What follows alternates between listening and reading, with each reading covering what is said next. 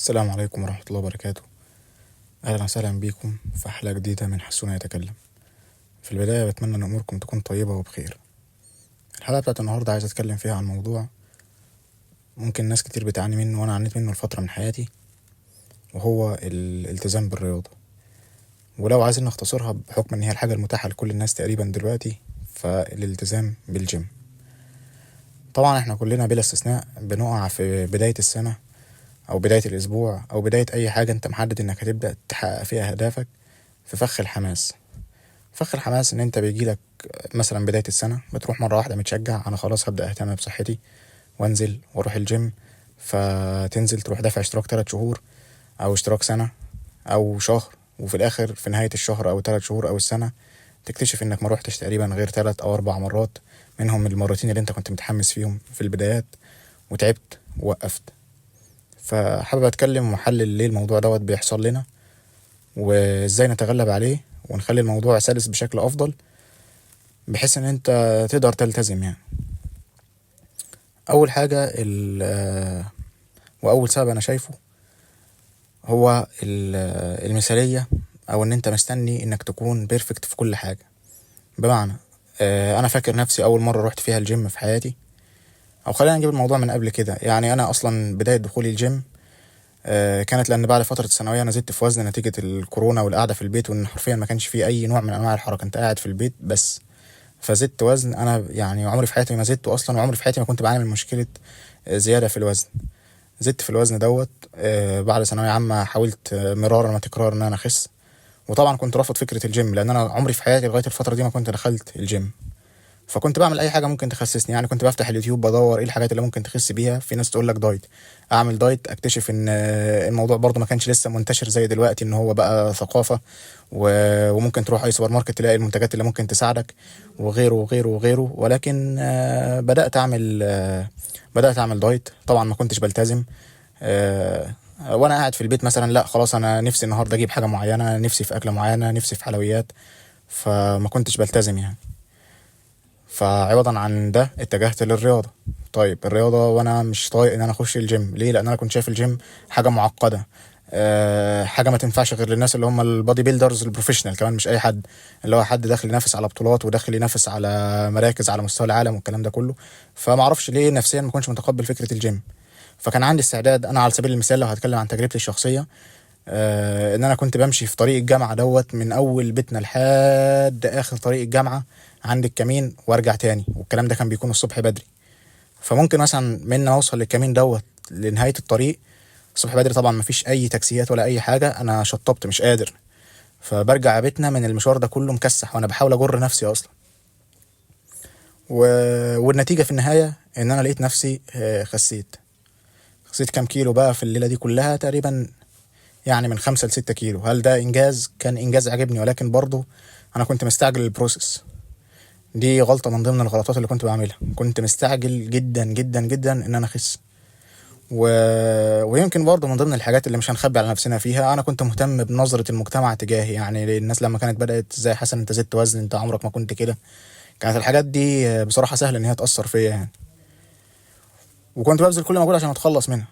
لكن لما قعدت مع نفسي اكتشفت ان انا حرفيا ما كنتش بعمل ده لنفسي، ويمكن ده اللي كان بيخليني اقطع او ان انا ما اروحش الجيم. لغايه لما جت اللحظه اللي قررت فيها ان ادي فرصه للجيم ورحت. الموضوع عجبني شويه، بدات اتقطع، ظروف الكليه شويه مش عارف ايه، لغايه لما خدت قرار.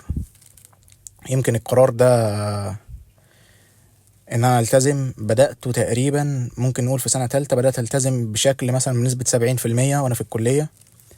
في بداية سنة رابعة ما كنتش في احسن حالاتي، مش البدنية يعني ولكن البدنية والنفسية الاتنين. فقررت ان انا هلتزم وامري لله. بدأت احط بلانز واضحة ان انا هلتزم بيها واشتغل عليها، و... وتمرينة انا قلت خلاص يعني انا هلتزم. طيب الالتزام جه ازاي؟ الالتزام جه في الاول ان انا بدأت اقعد مع نفسي واتقبلها. يعني انا متقبل شكلي وانا تخين، متقبل شكلي وانا عندي كرش، متقبل شكلي وانا عندي جناب، انا ما عنديش اي مشكلة في ده وبقيت متقبله. ولكن سألت نفسي سؤال، لو انا عايز اغير من نفسي فانا عايز اغير من نفسي عشان خاطر نفسي، يعني عشان خاطر صحتي في المستقبل تكون احسن، عشان خاطر اكون قادر اجري في الملعب بشكل افضل لما اروح العب حجوزات، عشان اكون قادر اطلع السلم بشكل افضل. لكن ما اهتمتش بصراحه بمظهري الخارجي. خلاص بدات اتخلص بقى من الحاجات اللي انا كنت بحاول ان انا اخلي شكلي كويس قدام الناس. هو بكل تاكيد بكل تاكيد ان انت تكون في شيب كويس لجسمك، فدي حاجه مثاليه يعني، ولكن لازم تكون نابعه من جواك انت، مش نابعه ارضاء للمجتمع او للناس اللي حواليك. فاخدت القرار دوت، وبدات ان انا قلت خلاص انا هحط بلان وهلتزم بيها. في البدايه بصراحه، ودي نصيحة أحب أوجهها لكم، ما ترهقش نفسك بكل حاجة. يعني إيه ما ترهقش نفسك بكل حاجة؟ يعني أنت ما تستناش إن أنت يكون معاك أحسن لبس رياضي عشان تروح الجيم. روح الجيم أيا ما كانت النتيجة. ما تستناش إن أنت يكون معاك الفلوس اللي تدفعك اشتراك 3 شهور في الجيم. يا عم روح مرة بمرة وحاسب عليها، مش قصة. ما تستناش ان انا لازم ابدا الاتنين مع بعض، جيم ودايت. انا عن نفسي لغايه دلوقتي من ساعه ما بدات خطه الالتزام ديت ما التزمتش بدايت. اقدر اقول ان انا لا ماشي على بلان واضحه في الدايت، ولا بحسب مثلا الكالوريز بتاعتي، لا ده ما حصلش. طب هل ده صح او غلط؟ برضو انا هقول لك وانت تحكم براحتك. انا ظروف الكليه عندي تكاد تكون صعبه، لان انت بتروح على وقت الظهر او العصر تعبان وعايز تنام وكنت مطبق، وبعد كده تصحى تذاكر اللي اخدته عشان ما يتراكمش عليك، ودوامه والامتحانات وغيره وغيره وغيره. مش مبرر، لان مثلا في ناس بتعمل كده وهي مشغوله عادي، بس انا بقول ان انا ما استنيتش اللحظه اللي اكون فيها بيرفكت. فلما بدات في سنه رابعه، اللي كان بيحصل لي انا اتبعت عاده كويسه، ويمكن كنت اتكلمت عنها على تويتر قبل كده. وهي عاده ال3 ايام. انا بجبر نفسي في اي عاده جديده عايز اتبناها على فكره ال3 ايام. انا بنزل اول يوم وتاني يوم وتالت يوم، فبعد ما تيجي خلص ال3 ايام ويبدا الشغف عندك يقل، هتلاقي نفسك ان انت اوريدي عملت سلسله من 3 زي نقول حلقات او فقرات مثلا، وبالتالي انت هيصعب عليك فكره ان انت تكسرها. انت ليك 3 ايام بتروح الجيم، فلو رجعت وكسلت هتعيد من اليوم الصفر، فهتبدا تدوس على نفسك. تاني حاجه ساعدتني ان انا كنت بروح الجيم ايا كان مزاجي عامل ازاي. يعني انا كنت مثبتها في سنه رابعه. انا حتى ما زلت فاكر الجيم اللي كنت بروح فيه، الجيم اللي اسمه اكس فيت، وممتن للجيم ده تماما تماما تماما، برغم ان هو مش اول جيم دخلته في حياتي، ولكن هو الجيم اللي حببني في الجيم. ما كانش احسن جيم امكانيات بالمناسبه، ولكن كانت كل الناس اللي فيه ناس مثاليه.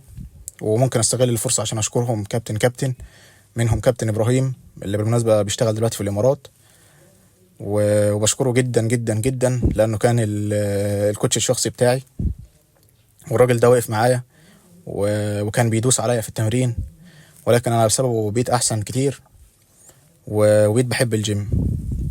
وفي الكابتن ميدو، كان برضو من الناس الطيبة اللي في الجيم.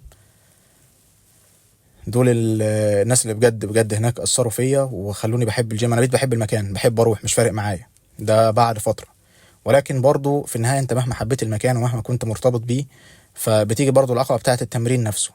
فضلت بتمرن وبجبر نفسي تقريبا لمدة شهر، ايا كان مزاج انا هروح، ما فيهاش يعني انا صاحي النهارده جسمي مكسر مش واكل مش ناقي هروح.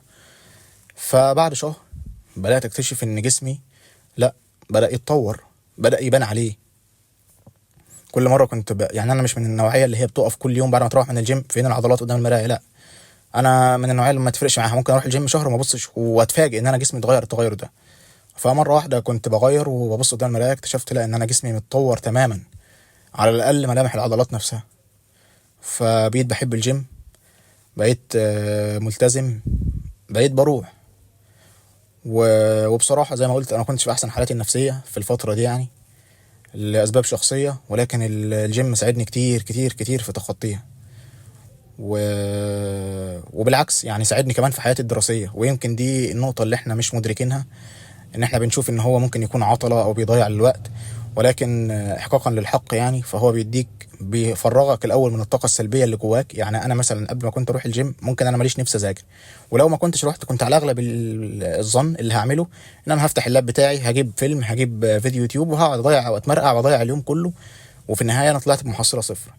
طيب على اسوأ الفروض لو انا رحت الجيم وضيعت اليوم برضه، فستيل انا عملت حاجه مفيده، انا رحت الجيم. يعني في نهايه لو انت استمريت على السيريس ديت، انت في النهايه هتوصل لهدف معين ان جسمك بيتبني. وعلى احسن الفروض لما هتروح الجيم هتروح مفرغ الطاقه السلبيه اللي جواك ومشحون بطاقه ايجابيه، فممكن حرفيا تمسك الكتاب بتاعك وتقعد تذاكر. ودي فرقت معايا بجد يعني، انا بقولها للناس وتحديدا الناس اللي متخوفه من فكره الجيم ممكن ياخرني في الدراسه. احنا مش هنكذب على بعض، انت غالبا ممكن قعدتك اصلا افريج في اليوم على الريلز وعلى الستوريز اللي انت عمال تقلب فيها وتيك توك، فهتلاقي نفسك ان انت لا ساحب الوقت ده وزياده. فليه ما تستثمروش؟ وما بقولكش ان الجيم حاجه حلوه وبسكر وانت هتروح تتبسط، بس انت مع الوقت هتحبه. لان انا زيك، انا بقول لك انا كنت مفضل فكره ان انا ممكن امشي لطريق ما اعرفش ارجعه. ده لو مثلا كان هيغمى عليا كنت بقعد اريح على طريق الجامعه ده نفسه عشان اعرف ارجع بيتنا تاني، لان حرفيا ما فيش تاكسيات، مش لاقي اي تاكسي. ف... فهي دي النقطة اللي أنا بتكلم فيها، إن أنت الحاجة الصعبة أو الحاجة اللي هتوصلك في النهاية للنجاح أنت هتدفع تمنها. وبالمناسبة التعب بتاع الجيم نفسه العضلي، وإن أنت بتحس إن جسمك مكسر ومش قادر تقوم، بعد فترة بيبدأ إن هو يختفي. فأنا جت بعد الشهر ده كنت بروح الجيم، وتاني يوم الصبح ممكن أطلع سلم الكلية مستشفى الباطنة 9 أدوار، ما عنديش أي مشكلة. ما عنديش أي مشكلة ليه؟ لأن أنا خلاص بقيت متعود، مش تعبان. أنت بعد فترة بيبقى تمرينة الجيم دي بالنسبة لك عارفين زي إيه؟ آه زي لما تبقى متعود على الصلاه، فانت مش حاسس بعبء ان انت رايح تصلي، بالرغم ان هم 4 ركعات، فاهم؟ بس في ناس بتستثقل فكره الصلاه ليه؟ لانه مش متعود، ما حطهاش روتين في يوم، بيحاول يلتزم. فلما بتوصل لمرحله الالتزام، لا خلاص انت الاذان اذن الله اكبر بتصلي مكانك يا باشا على طول. فهي الفكره بتكون شبه كده. ما قدرتش نفسي بحوار الدايت، ودي نقطه انا برضو حابب اتكلم فيها. انت مش لازم تكون بيرفكت في كل حاجه، يعني مش لازم تفضل كل شويه تروح تعمل ان بادي. ودي غلطه برضو بالمناسبه انا وقعت فيها. انا لسه امبارح بكتشف ان انا عملت على مدار حياتي 7 أو 8 ان بادي. الورقه اللي لقيته وانا بنظف المكتب بتاعي، ما كانش ليه اي لازمه الكلام ده كله، ان انا افضل اقارن بارقام والكلام ده كله، خاصه ان بعض الاجهزه يعني وتحديدا في المحافظه بتاعتنا مش ادق حاجه. فكنت بقعد اتحمق بقى، وازاي انا اشتغلت شهر والريزلت مش عارف ما زادتش ووزني ما نقصه والكلام ده كله. انت مش بروفيشنال اثليت عشان تفضل تقيس وتعمل بالارقام. لو ده الكارير بتاعك اتس اوكي، لكن انت مش لازم تكون بيرفكت في الرياضه. انت اهم حاجه انك تكون بتمارس رياضه. ليه؟ حفاظا على صحتك في المستقبل، وعشان تمنع نفسك من امراض مثلا زي السكر، زي الضغط، زي امراض القلب بشكل عام. فده الهدف الرئيسي اللي انت بتمارس علشان الرياضه. فانت مش بالضروره ان يكون عندك 6 باكس، مش بالضروره ان الفات عندك يكون مش عارف اقل من كام، مش بالضروره ان العضلات عندك يكون شكلها بارز مقطع الدنيا، مش بالضروره ان كل ما تنزل بوست على الانستجرام الناس تقعد تقول لك واو وجامد والكلام ده كله. فكك، انت عايش عشان تطور من صحتك. فروح الجيم و... ومش لازم الجيم، يعني انا بتكلم ان انت لو هتقدر تمارس اي نوع من الرياضه انت بتحبه تمام. لو انت مثلا بتحب تلعب تنس، فمن كام يوم شفت ناس بتلعب في ارض ملاعب تنس، معرفش بصراحه الموضوع ده متاح ولا لا يعني، بما اني بحب التنس ونفسي اتعلمه. بس لو انت بتعرف او ليك في الحاجات دي روح العب. لو بتحب الحاجه زي البادل مثلا روح العب بادل. لو ليك في الحجوزات حاول تخلي مثلا ليك كل اسبوع ساعه او ساعتين تلعبهم حجوزات عادي يعني. معرفش ايه الرياضات التانية اللي ممكن تكون فيه السباحة، بس معرفش بتبقى متاحة شتويا ولا لا يعني في هنا عندنا ولا لا. بس حاول تمارس، او ابسط حاجة خالص ممكن تروح تجري في التراك. ف... فكل ده هيفرق معاك يعني. وما تحطش في دماغك انك لازم تكون مثالي في كل حاجه. يعني انا لو هروح الجيم يبقى لازم ابقى مظبط اكلي. انا خسيت وظبطت الدنيا، مش بقول ان ده الحاجه المثاليه ولا الحاجه الصح، لان احنا لو هنعيش على الحاجه المثاليه او الحاجه الصح انت غالبا عمرك في حياتك ما تبدا، وعمرك في حياتك ما هتكون جاهز انك تعمل كل الحاجات مع بعض. لانك هتيجي في فتره مثلا زي فتره الدراسه بتاعت الكليه او الامتحانات هتعك الدنيا شويه في الاكل، ممكن تاثر شويه في الجيم ووزنك يزيد تمام، وبرجع عيد اللوب من الاول تاني ما فرقتش. بس انت دلوقتي بقيت عارف السكه عامله ازاي يعني. وبالمناسبة كل ما تزيد وترجع الجيم تاني هتلاقي نفسك بسبب الماسل ميموري انت مش بتعيد من الصفر حرفيا. يعني انت باين عليك ان انت تخين وزايد وزن، بس انت مثلا بالتزامك بشهر هتلاقي نفسك، هو اقل من شهر كمان. يعني انا مثلا دلوقتي ليا تقريبا ممكن اسبوع او حاجة زي كده ورجعت يعني الى حد ما، مش هقول بشكل 100% صحيح، ولكن خلاص انا بقيت قادر اتحرك وقادر اجري. فمش دي العقبة بالنسبة لي يعني. كل اللي انا حابب اوصله في الفيديو دوت ان انت خد الخطوه وروح، وما يهمكش تعليقات الناس لان دي غلطه انا وقعت فيها. ما يهمكش الارقام والنتائج، انك تقعد كل شويه تقارن وكل شويه تصور في نفسك. ومن ضمن المساوئ ديت الام بادي وبقى اعمله لو انت شخص بتكبر دماغك وما بتهتمش. بس انا كنت لا بركز في كل التفاصيل، فكانت غلطه بالنسبه لي حوار الام بادي اللي انا بعمله كل شويه. كنت بعمله كل شهر او شهر ونص، ولكن انا بعترف انه كان غلطه. برضه ممكن تستخدم ابلكيشنز بتساعدك في الموضوع، في ان انت تسجل اوزانك او تسجل التواريخ اللي انت حابب انك تتمرن فيها، وما تاخدش الموضوع عبء. انت ما فيش حد بيجري وراك. يكش تعمل الفورمه بتاعتك ولا الشيب اللي انت عايز توصل له في سنتين ثلاثه، ما حدش بيجري وراك، براحتك خالص. انت مش شخص بروفيشنال ولا بتنافس على بطولات ولا ده مصدر دخلك عشان تهتم بيه بالشكل الكبير والهوس الكبير اللي الناس بتعمله دوت. ومش لازم بقى تقعد على اليوتيوب تشوف فلان الفلاني بيلعب التمرينه بالشكل ازاي. العب التمرينه بالشكل اللي ما يخليكش تتصاب، بس دي كل نصيحتي ليك. اللي يقعد يقول لك اصل الزاويه الفلانيه والحاجات اللي انا ضيعت فيها وقت كبير ومش عارف اتقن التكنيك دوت ومش عارف ايه، في النهايه انت هتعمل عضلات. اهم حاجه اهم حاجه بالنسبه لك وبالذات كطالب وانت مجتهد في دراستك انك تحاول تبعد عن الاصابات عشان ما تدخلش لا قدر الله في اصابات عضليه ولا تمزقات ولا الكلام ده كله، وبالتالي تاثر على دراستك وتدخل مثلا في سكه العمليات او انك تهدر كتير من وقتك في التعافي.